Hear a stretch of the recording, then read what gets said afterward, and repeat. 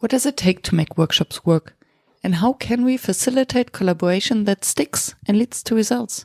My name is Myriam Hadnes, and with the Workshops Work podcast, I'm on the mission to find the magic ingredients that make workshops work. Today, we're celebrating episode 200.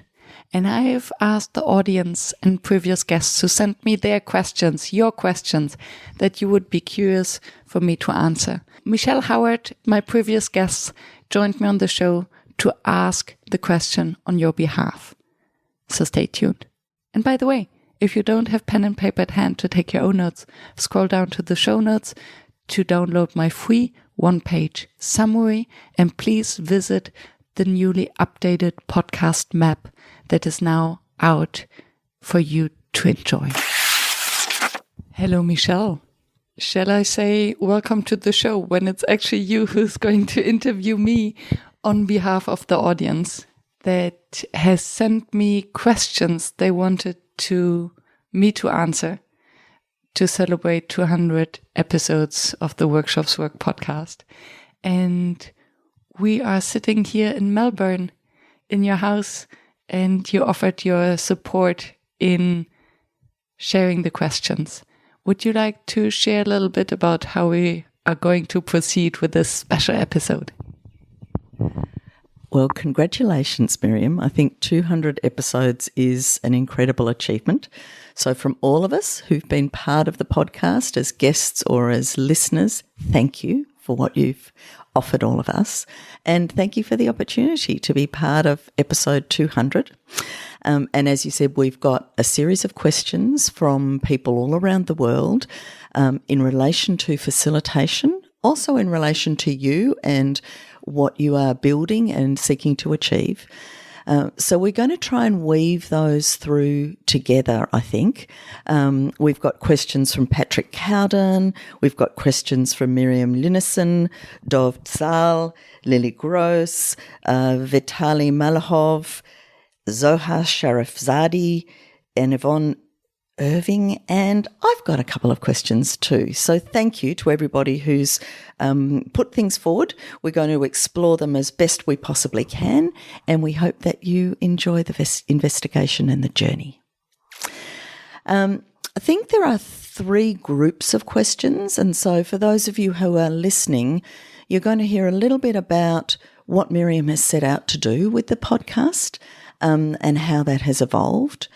We're probably going to talk a bit about what she's learnt in relation to facilitation from such a rich fabric of guests. And we're also going to talk a little bit about maybe where to next, what's unresolved, what's still to come. So that's our passage possibly over the next little while. And let's start with that first bit, Myriam. When you set out to embark on the podcasts, what was it that you wanted to achieve, and what was that Myriam thinking those years ago? That is such an intriguing question, because back then I didn't really know what facilitation was. And I knew that. So I started calling myself facilitator because I read The Art of Gathering by Priya Parker, and also realized that there was a lot of confusion about what facilitation was.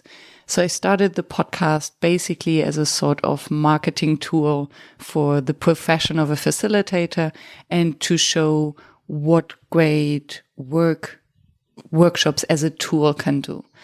And to be very honest, I thought that after 5, 10, maybe 20 episodes, I would have been done, because how much can you actually speak about facilitation? And now after 200 episodes, I realized that there's still so much more to explore, and there's still so many open questions, actually. And I realized that, especially when I think back of the very first episodes and the questions that I asked, I didn't know anything about facilitation. And now looking back, I really realized that everything I know, I have learned from my podcast guests, actually.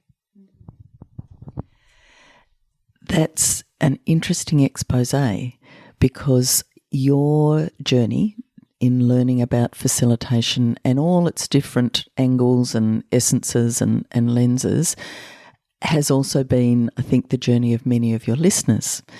And one of the curiosities I notice in the questions is about what have you learned?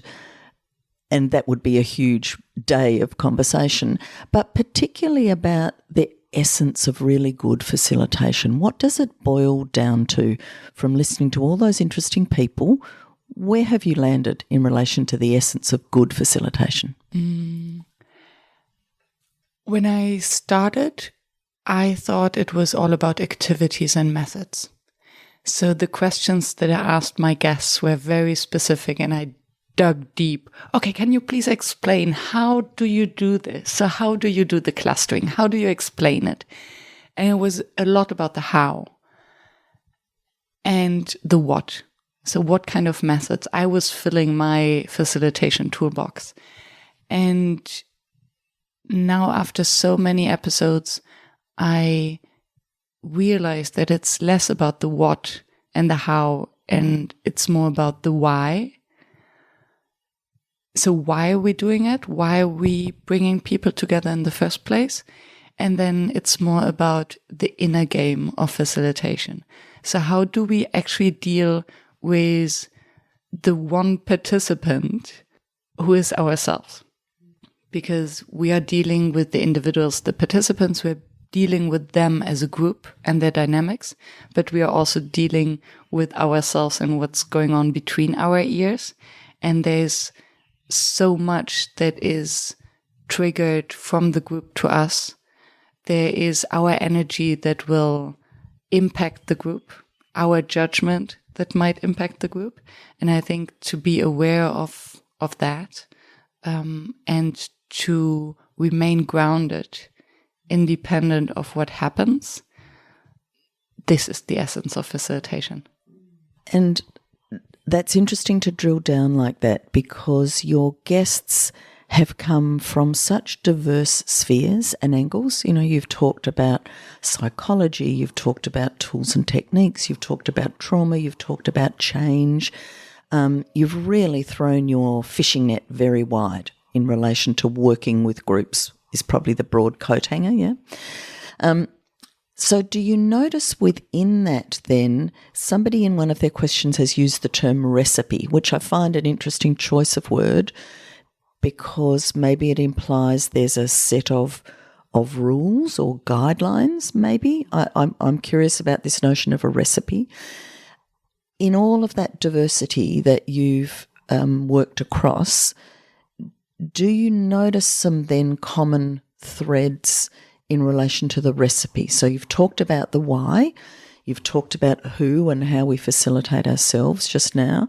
Is there anything else that maybe holds it together that we need to be mindful of in relation to this notion of, is there such thing as a recipe?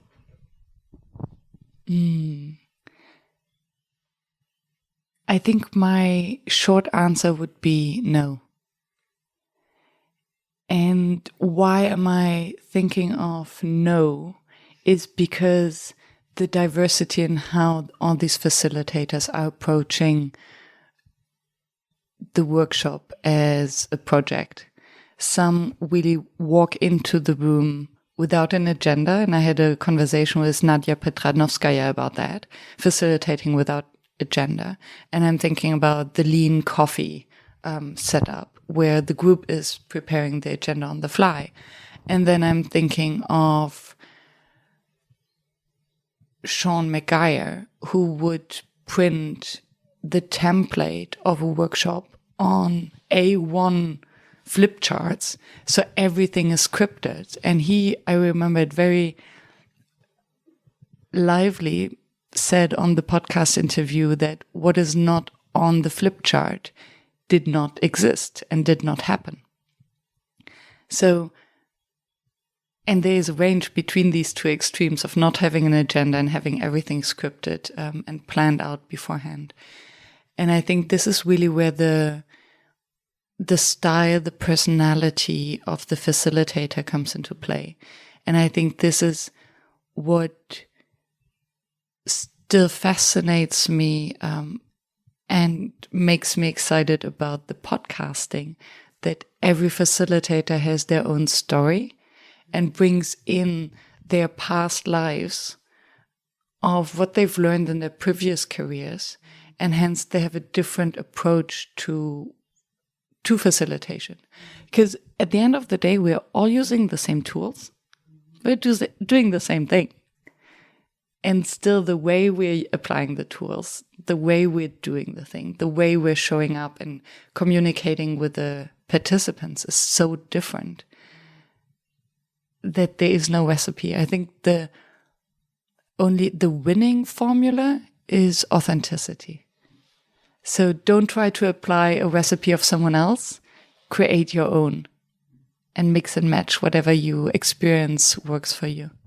That's a great one. And I think the encouragement for people to find their own style is one of the things that I get from the podcasts, because that's really the lesson in that diversity, isn't it? That if you model or imitate or try to copy something else, it will never be that anyway. You've got to make it your own. I'm curious too then, when you talked about calling yourself a facilitator and stepping into that space, and again thinking of the diversity of the guests that you've spoken to, what have you learnt about the distinctions, because this is an ongoing conversation, between things like training, facilitation, change management, conflict resolution? You know, you've interviewed people who do psychodrama. All are different working with groups, situations, modalities. What have you learnt about those differences, and what needs to be for something to be facilitation? Ooh, I think we can facilitate groups, we can facilitate trainings. And I think that's maybe the biggest distinction. Are we facilitating, or do we call ourselves facilitators? And I think facilitation is something many of us do. Educators facilitate learning, hopefully. I had Tom Goldhand on the show, who is a dance improvisation teacher, and he facilitates his classes. And he also facilitates ecstatic dance workshops, which are very different from the business verbal workshops that most of the listeners facilitate. And still, what I realize, what we all have in common, is the responsibility is with the group. So everyone is in charge of their own learning process. The facilitator is in full service to the group. So it's not about us, it's about them. And there's some sort of a structure or process where we have a beginning, a middle, and the end. So it's about arriving in the space, not only physically, but mentally and emotionally, creating the safe space, meaning that everyone dares and feels safe enough to show up as their true, authentic selves without fearing of being dismissed or laughed at. Then there's a middle bit where we do the work, or we dance, or we do something together. And then there's the end where we integrate whatever we have done, where hopefully we summarize our takeaways and then walk out back into the normal world, whatever that is. That's great. And that relates to one of the other questions, because you've really unpacked the trajectory of a facilitatory approach, I think, for us. One of the other questions relates to the value of facilitation. And you and I are both business people. We know how facilitation can often be a bit of an invisible skill, not something that is necessarily valued because people don't see it as separate to the other technical, in air quotes, skills. How do you communicate the value of facilitation, which is the product that you are selling as part of your business? Thank you. And thank you for framing it that it's facilitation that is the product and not the workshop. Because I'm thinking of Yuri Schilder, Yuri the Magic Sauce, who mentioned in our podcast interview that we shall stop selling workshops because no client wants a workshop. They want a solution to their problem. And the way we are doing this is through facilitation. And the way how I would describe it is, how I would describe the value to clients is that their employees, their staff members, their teams have the solutions already. They're close to the problem. They're on the ground. They know what there is to do. What is in the way usually is silo structures, lack of time, lack of opportunities to bring all these ideas and all these individuals together to really harness or harvest all the knowledge that they have. And if someone is too involved in the organizational structures, in the setup, or has their own agenda, so they might have their own ideas of how the output shall look like, the solution shall look like, then it's difficult for these people to help the organization or the individuals to come up with new solutions or to solve problems together. So an external facilitator brings forth all the ideas from the organization that are there already, but that have remained unvoiced, and is able to structure the process in a way that the output belongs to the group. So the facilitator being neutral in a way that they are not attached to the output. And I think this is where the value is for the organization, where the value is for professional facilitation, is if the solution, the ideas, the action plan comes from within the organization, then the probability of this being implemented, followed up, is much higher. So a facilitated process is much more sustainable, I believe, than a process that was implemented by a consultancy, for instance. Does it make sense? How do you usually communicate the value of facilitation? She's just turned the tables on me. I think that one of the things that we are particularly working with now is the need and desire to integrate multiple inputs into our product development, into our problem solving, into our visioning about the future, that the world has become more complex. So the integration of all of those different knowledge sets, needs, technical options is becoming more and more important. And it is a skill to do that in a balanced and artful way that gets the best out of all of those different inputs and supports those involved to integrate their knowledge and learnings in a way that creates something better and greater. So I can see that it is a skill whose time is very ripe, and I think it's great that we're having these conversations, because I think people are going to want more facilitation rather than less. Yeah. And it's interesting, one of the questions in here relates a little bit to that complexity. The question is, we all have our own lives and our own complexity, and yet we need to step into the room as facilitators and make ourselves truly available to the group. What have you learnt about how we can be at our best as individuals to deal with all of that nuancing that is going on around us and to be truly available? What have you learnt about that? Well, it's something that we have to do because it's not about us, and we have to be able to switch on whenever it's time to. And I think maybe that's something we share with professional athletes. They cannot choose whether it's the right time for a competition.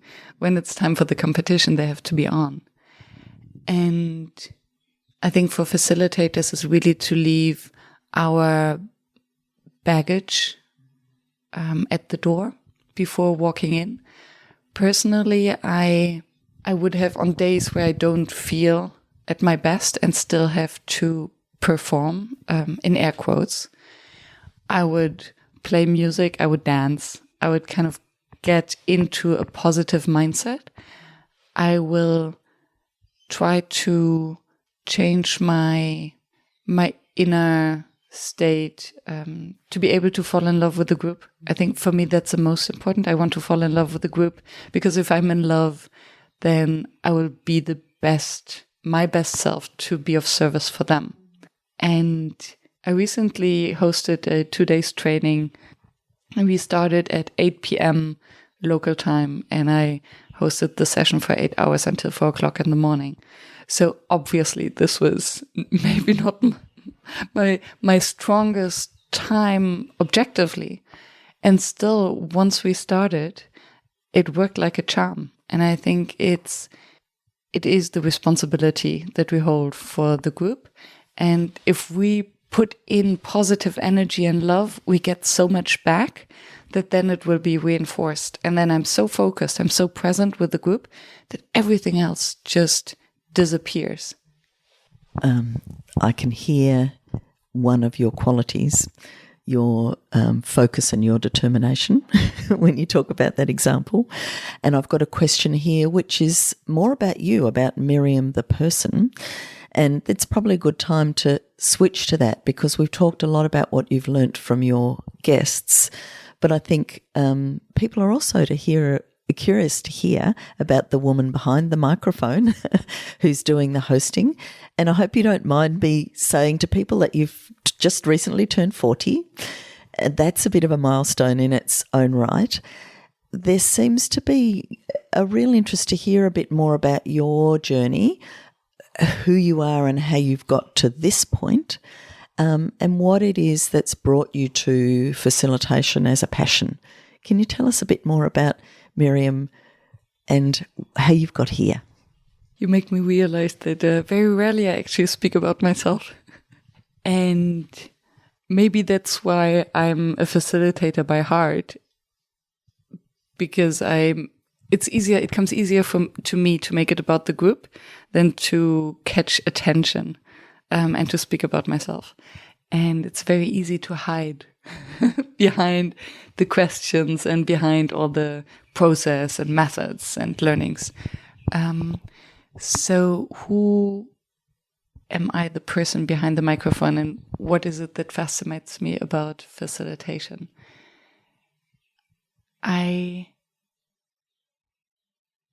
Isn't it interesting that I think that's a very common trait with a lot of facilitators, the pause about who we are, because our work is so much about the enabling of others.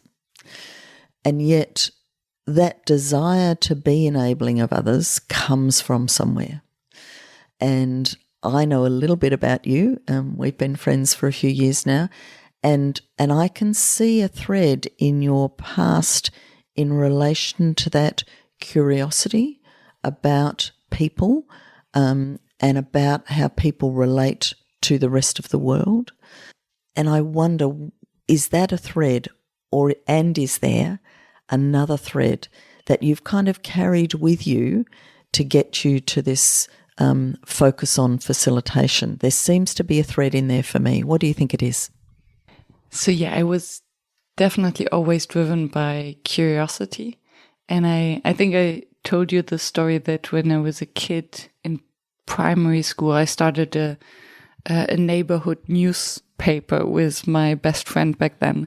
So we went in the street, we interviewed people, neighbors, and put together articles. And then we sold the newspaper. We even sold a few subscriptions Unfortunately, we went bankrupt after the second edition.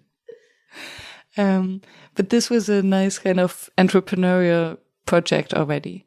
And I think in general, I'm driven by the curiosity about people, yes, and also about how to make things, how to hack the system.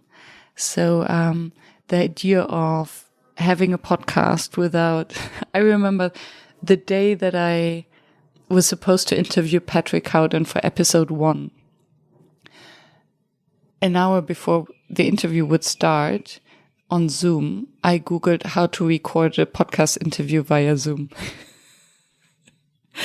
And then I realized that I didn't have a microphone. So I called my neighbor who had a USB microphone that I plugged into the computer. And I had all the questions laid out and everything was scripted. And I was still doing the editing myself. And then I edited myself out because I had the impression that I'm taking too much space. And then listening to the rest of it, I realized, oh, we are referring back to what I said earlier. So I had to put myself back in. So I think 200 weeks ago when I started, I had a bigger problem with taking space and adding my own voice, my own opinion, my own perspective to the podcast. Something that today I am embracing. I am still fighting with the imposter syndrome that, they will find out that actually I'm not a facilitator. I don't know. And I think that's something that we all fight with. And being surrounded by expert facilitators and inspiring professionals like you, Michelle, who has facilitated for 15, 20 years? 30 years? Who am I to speak about facilitation? And still, I think, and that's where we are complementary, and that's where I also see the value of the podcast, is that I'm standing on the shoulders of giants. So I'm learning from you, and I'm picking all of your brains and put it together and learned with every episode. Does this compensate for the missing 25 years? Probably not. But it's got me to a point where I have a different style of facilitation that is equally relevant and equally valuable, I believe. Did I answer your question? You did, in that I think what we're hearing about is the entrepreneurial Myriam, the curious about the world Myriam, the interested in people and how people relate Myriam, the shaking up the system and change Myriam. So I think we're hearing about all those different Myriams. And also I think you've got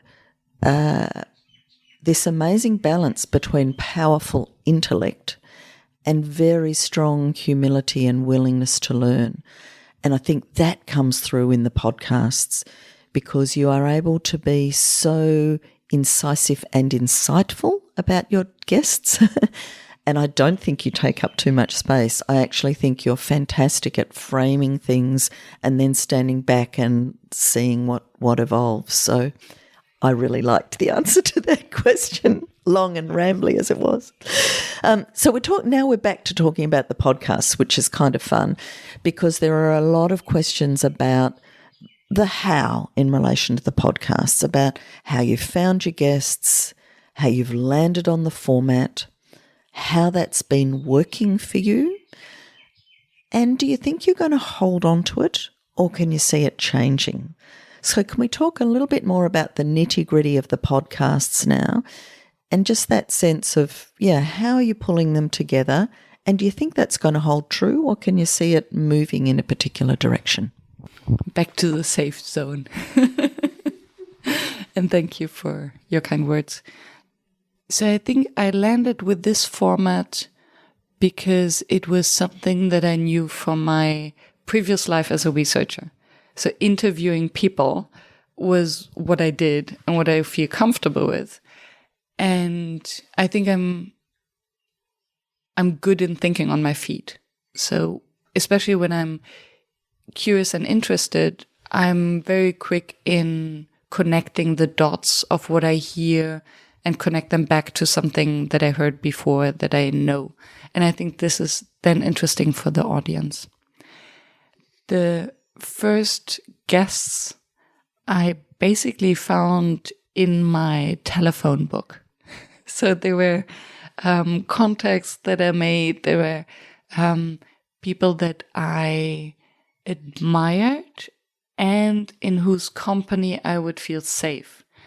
And that's something that I'm now telling everyone I coach to host or start their own podcast is schedule the first episodes with people in whose company you become the best version of yourself. Because this is the state of being in which you want to be. And it was quite clear from the beginning that I wanted to interview because I wanted to learn something. And I wanted to learn something on behalf of the audience. And sometimes I wonder, I think that's another question, and in the list I was already answered. Sometimes I miss the ability to really unlearn things and ask the questions about things that I might already know, because I cannot expect my entire audience to have gone through the exact same learning journey as I did. And I would actually be curious to speak to someone who has listened from the beginning, because I assume that they have, the same abundant knowledge that I have. And so back then I found my guests by just reaching out, and they were all close contacts. And then I started to invite those I became curious about because I read something they wrote on LinkedIn or they were referred. Nowadays, it's mostly referral, either the audience referring to a potential guest or a previous guest referring to someone. So this makes it easier for me. And something that I have not changed is the process of how I structured the podcast.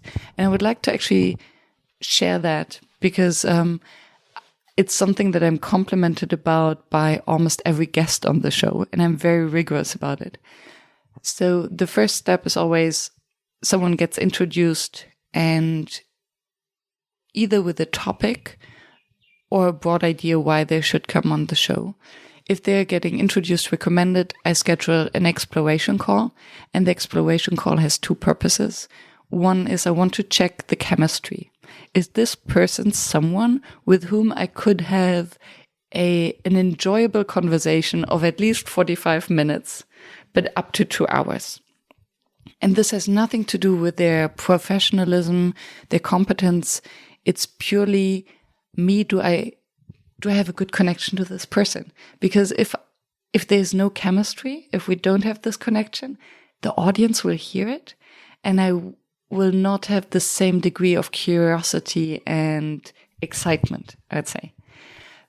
And the other thing that we're checking in the exploration call is potential content. And funny enough, while in the beginning for the first episode, content was very important, I needed to learn about facilitation, so there were a lot of things that I wanted to check. Nowadays, if I have a good connection, I trust that some content will emerge. Which then sometimes results in very philosophical, meta-level conversations that I'm aware not everyone in the audience might appreciate as much as I do. But then on the other hand, with others, I have very practical, hands-on, activity-based conversation. So I think there's enough of a range. And then, so after the exploration call, I stop the exploration call as soon as I get so curious that I want to ask more questions. And then I stop, because I learned that if I ask the question in the pre-interview and the exploration call, I won't be curious about the answer anymore when we record. Or even if I would ask the same question when we record, most likely the guest wouldn't give me the same answer. And then it sounds scripted and it loses this authenticity and spontaneity. So I stopped the exploration call and any research about my guests as soon as I got curious. So usually when the guests come on the show, I don't know anything about them. And this is not because I'm lazy. No, it's not because I'm lazy. It's because I would like to preserve the same ignorance as the audience. And if I know more about the guest, then there's a danger of me asking expert questions and then the audience cannot follow, or that it will become a kind of insider talk. And I cannot expect the audience to do any research about my guests. And then a week before the podcast episode, I sent my guest a set of sample questions, and I tell them that these questions are most likely I won't ask them. So it's just to have a little bit of an illusion of preparation, because I know that especially if it's someone's first podcast interview, they're a little bit excited, and it feels good to have something that we can prepare with.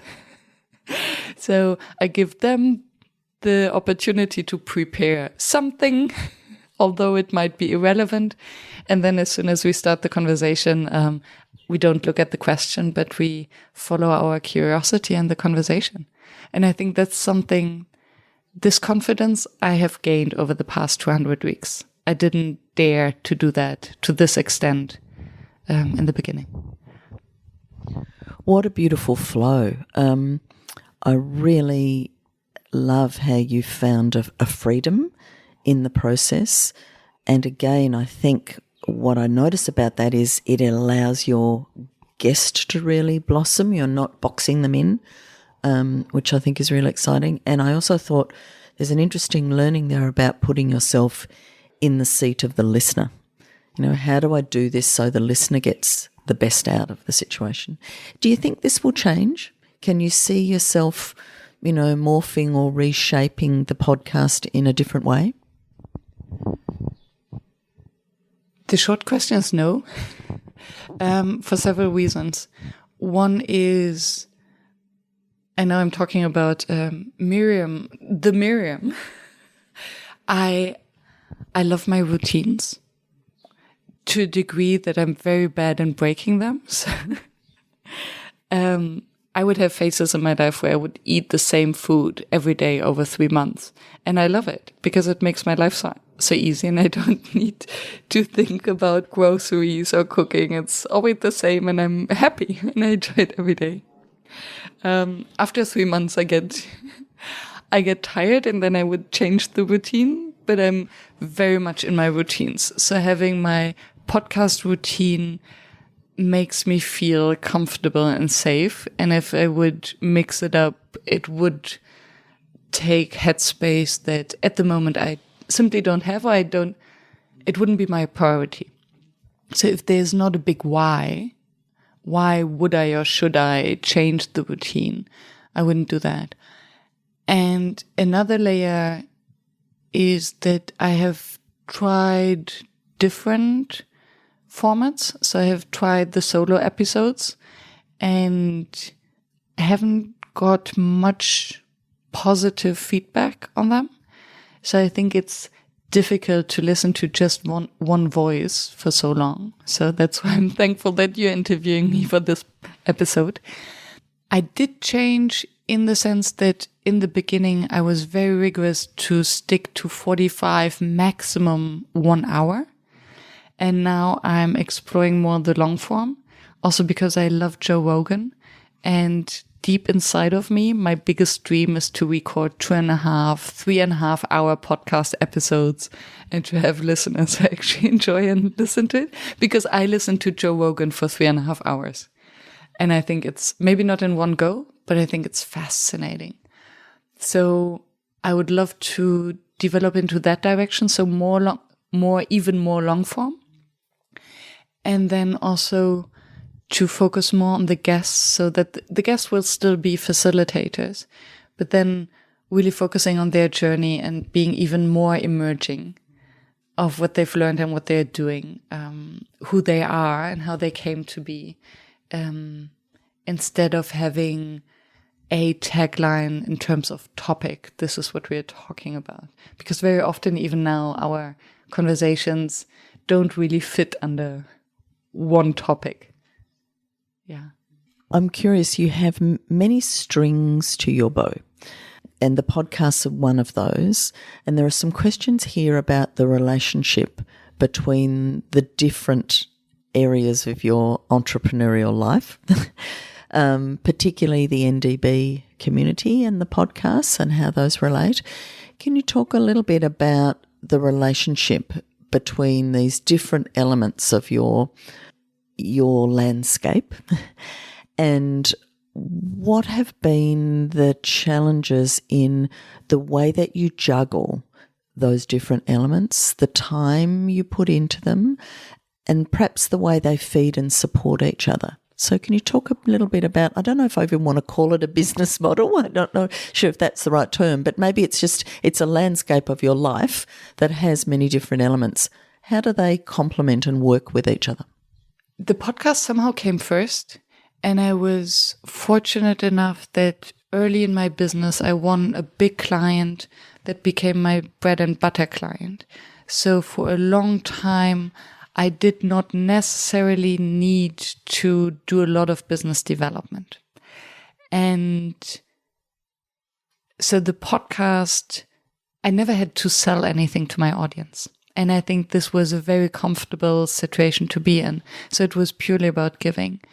And I think unconsciously, I actually built the first community, or I tried to build the first community through the podcast via the guests on the show, more than the audience.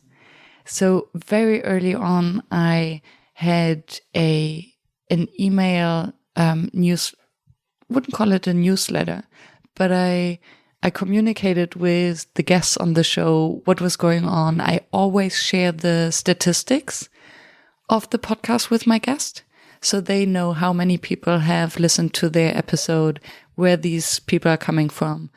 And initially I thought this was normal. And now I've been guest on many shows in the meantime, and nobody has ever shared statistics with me. So I don't know whether nobody listened, whether 2 people listened, or 1 million. And I think that's appreciated by the guests. And through all these touch points in my rigorous preparation, in the very sometimes intimate conversation during the podcast, and all the follow-up, I have built trusting relationships with, I would say, the majority of my podcast guests. And when I started the podcast, my business was called iDays. I wanted to host idea days. Only full days, only idea days. Then this transformed into mastermind days. And I didn't really listen to the feedback that I received from moment one of peers and colleagues saying, Myriam, iDays, maybe the name doesn't make much sense. Nobody really understands. So a year into my iDays business, I changed the name into Workshops Work. So I basically changed my business name and gave it the name of my podcast, because I thought Workshops Work, together with the URL workshops.work, I thought this was genius. So I changed the business afterwards. And then through the podcast, actually more and more people reached out, or potential leads reached out. And I received the first, I think, big gig through the podcast, the first lead through the podcast after maybe 20 to 30 episodes. And they usually all start with the same thing. Myriam, you've been in my ear for such a long time. I have this project, I have this challenge, I have this problem. We need you. We want to work with you. And I think that's the beauty of the podcast, that there's no copyright, there's no copy speaker. It's me. And if someone listens to it, they hear how I resonate, how I make sense of things, how my brain works. So it's easy for them to realize whether they want to work with me, because the trusting relationship's already there. Funny enough, I also receive emails from some listeners, and it feels as if they know me so well. So they have the impression that they built a relationship with me, but I don't know them. So that's quite funny, but I have a lot of empathy for that, because obviously I feel the same with other podcast hosts. So first came the business that had nothing to do or very little to do. Then the podcast impacted the business. Then I got leads through the podcast. And then I lost all my clients because of the pandemic. And it was Oscar Trimboli who challenged me to do an online festival, the Never Done Before festival. And in order to organize that, I called my podcast guests and said, okay, here's the challenge. What if we did an online festival? The only condition is host a workshop in a way or form that you've never done before, which was easy back in the days in 2020, where most of us were new to online facilitation. Yes. And so the beauty was, I mean, most of us facilitators were underemployed in early 2020 when the pandemic hit. You were in an extreme lockdown here in Melbourne. In Amsterdam, we were in a lockdown. And I was terrified and had more time than I wanted. And so were many others. So we embarked on this journey of co-creation and pure chaos. Me facilitating facilitators, herding cats, with this massive mural board where we collected ideas and brainstormed all the different ways of how such a festival could look like and how we can involve the audience and the future participants. And this really brought the community of podcast guests closer together. And that's how we then also connected then to the podcast audience that eventually became guests to Never Done Before to the festival. And then they asked to continue. I think this is such an amazing highlight of collaborative practice, yeah? And your strong commitment to co-design, to working collaboratively, to exploring tools, and you've built all sorts of networks with software developers who are developing facilitation tools, and I think that's a really interesting area to head in. When I think about that, I think about, again, what an important skill for the future that is, like building collaborative approaches. And as you highlighted from the pandemic, you know, our communities have become so much more global. Can you talk to me about what now is the NDB community that's really blossomed from all of that chaos that you just described? What have been the challenges of that process over the last couple of years, and what are the fruits and flowers that are now coming from all of that effort that we've put in? The Never Done Before community was never supposed to be a community, mainly because I do have commitment issues. Hashtag too much information. So I was afraid that if I started a community, then there is no way out. And maybe commitment issues is too much of a word. I'm making fun of myself here. But the reality is that I get bored easily, and I do enjoy the challenge. And the idea of being trapped in a community where everything becomes repetitive wasn't so appealing to me. So the first year of Never Done Before was really, okay, there's a festival once per year. Whoever wants to join the festival can already buy their ticket in January, And then whatever happens between January and November is part of the festival pass. And that's why the slogan for a very long time was never done before. The festival starts as soon as you join. So we started the festival in January, basically. It was only in 2020, so mid last year, that I actually opened myself up to the possibility that this could be a community where members can buy a yearly membership at different points in time. And the beauty, or why I'm willing to make this commitment, is in the beginning, I was very involved. So I was at every session. I was doing all the work myself. I recorded videos. I did the onboarding. I interviewed potential members. They were very handpicked, almost, the first members of the community. And I think unconsciously, I realized that in order for a community to thrive, especially a community that goes by the name Never Done Before, which is very daring, to bring experts together and ask them to do something for the first time in front of other experts. So this really needs to be a safe space, and we need to be willing to fail together. And I think with my attitude of, let's try it out, see what happens. And if it fails, then we learn something and we make it better the next time.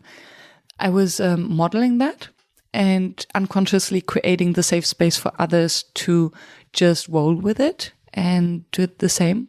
I think it's interesting because in 2020, Never Done Before was really about we're learning online facilitation. There was a lot of things we've never done before. And many ask, so how much never done before can there be before everything has been done before already? And I think the way in which it evolves now is that it's more about what we haven't done before. So for instance, in my facilitation, I usually use the same 5 activities in whatever I do. But the way I ask the questions, the way I structure the activities are different every time. So the never done before for me is rather, how do I design the process to help participants get to even better insights and aha moments in a new way? So this is never done before. It doesn't need to be crazy all the time. And I think that sort of takes us now into this what next conversation, because, there's been such a dramatic evolution in a very short space of time, as you've said, from a place of chaos and curiosity to now this safe space for people to take risks. As a participant in the community, I can really see, and I hesitate because I know some people react to this, but a maturing of the community, not in a conservatizing way. We haven't all become old and put on our comfortable cardigans, but just in what we can do and be together. That's the maturing of the idea and the belief in the possibility. There are quite a few questions that people put forward about what's next, and I think that's got 2 elements to it. One is what's next for you, NDB, and the community. So maybe let's start there, and then I have one more what's next. But let's start with, what can you see is next for you, the community, and the podcast? What are you excited about? What's out on the horizon? I think the evolution that I see with also my own maturity with NDB is, in the beginning, as I mentioned, I was curating it to a very strong degree. So I was inviting all the workshop hosts. Everything had to go over my desk, so to speak, control freak. And I learned to empower others and to step back. So I'm not in all the workshops anymore, which doesn't have to do with my curiosity or interest, but A, time commitment, and B, also realize that my presence impacts. And if I'm taking space, I'm taking it away from others. unconsciously. So I think with me stepping back, I leave more space for others to create. So now there are many more community members who would just schedule their own workshops and take space in the community and suggest and propose. So I see this happening more. That our theme this year is the research and development department. So what's next is never done before, becoming a recognized think tank in the world of facilitation, because I think the variety in terms of methods, skills, backgrounds that we have is remarkable. We have world-class facilitators who are all driven by experimentation, play, and generous sharing. The space in the community that's called Dare to Ask. And within hours, after someone has dropped a question, there is a variety of answers, well researched with links and just generosity that is heartwarming. And I think we can explore this even more, researching facilitation skills, method, activities to then bridge them to the outer world. So I think what's next is how can we really use the community as a think tank and inform, educate, support the outer world, either in terms of knowledge sharing or even working with clients as a community that can cover the entire globe, that covers almost every language, every continent. So there's hardly something that we wouldn't be able to tackle as a community. And we are used to collaborate. I think that's something that is very rare, that a community, we develop our own ways of doing things, we iterate, improve, and we're working together, and we are, distributed across the globe. So I think we can work on great projects. And what's next for the podcast? Well, the next 200 episodes, I don't see any reason to stop. I have conversations scheduled. We are now in early January 2023. I am booked out and have episodes scheduled until mid-April already. And I have a long list of facilitators that I'm still to explore in the exploration calls.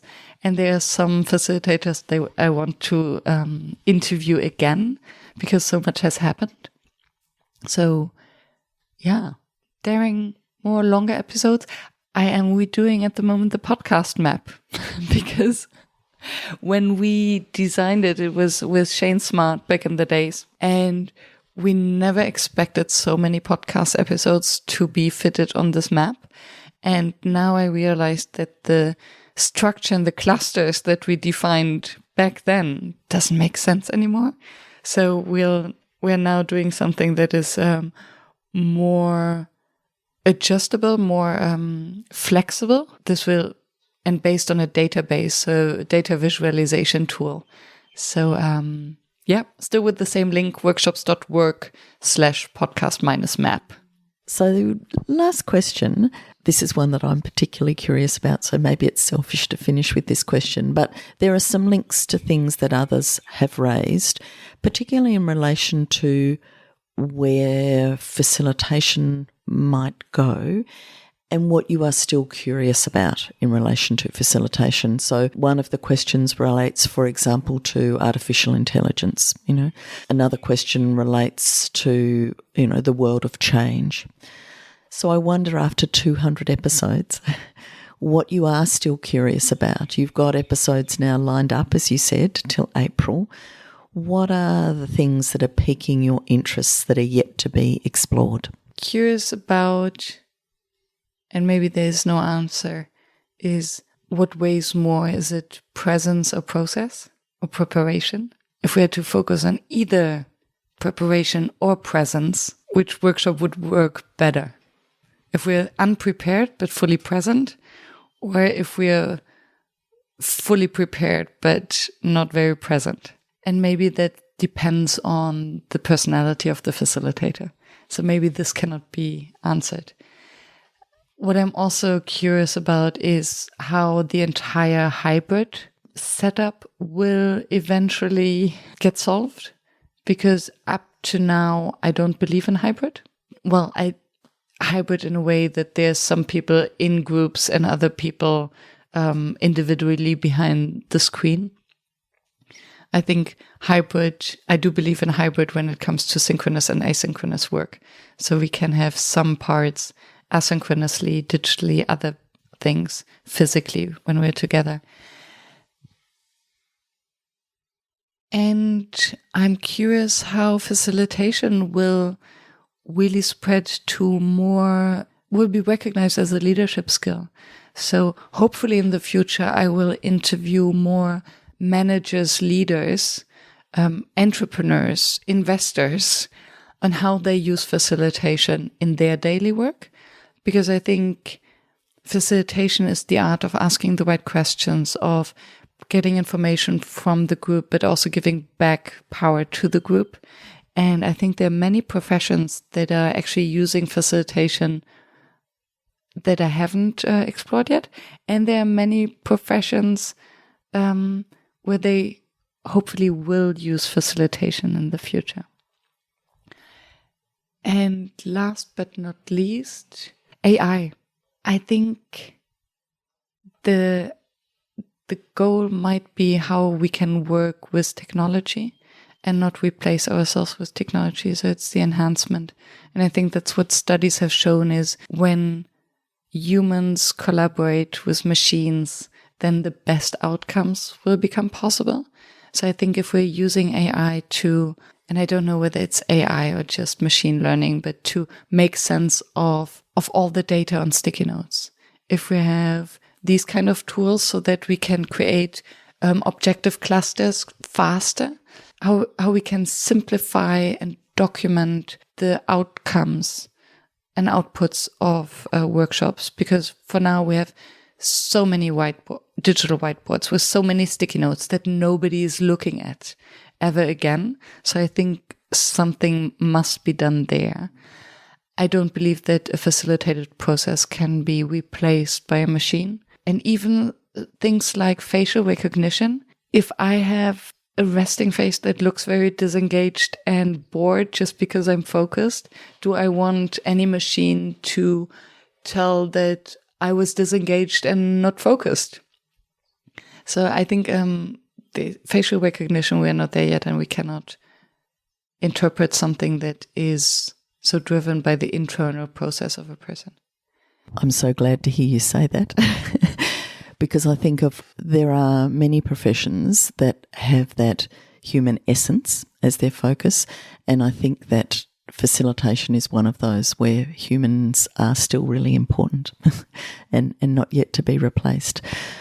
Can I say thank you on behalf of all of us who've participated in and listened to the Workshops Work podcast for your extraordinary commitment to carrying it through, to initiating it and carrying it through, and to get to 200 episodes, I think is just an awesome achievement. It's a little bit early for us to have a glass of champagne, but maybe in a couple of hours we might do that.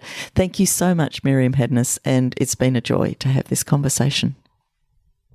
Thank you so much for guiding me through the questions in this episode, and for being a colleague, friend, and trusted advisor over all my years in this journey. Thank you, Michelle. Thank you for staying tuned and for listening to the show. I know how busy you are, and I appreciate that you're sharing your two most valuable resources with me and my guest, your time and your attention. If you're looking for more conversation with other facilitators and for a community of practice, why don't you join Never Done Before, the community that I have built, and many of my podcast guests are already members. Visit neverdonebefore.org, and I wish to see you there.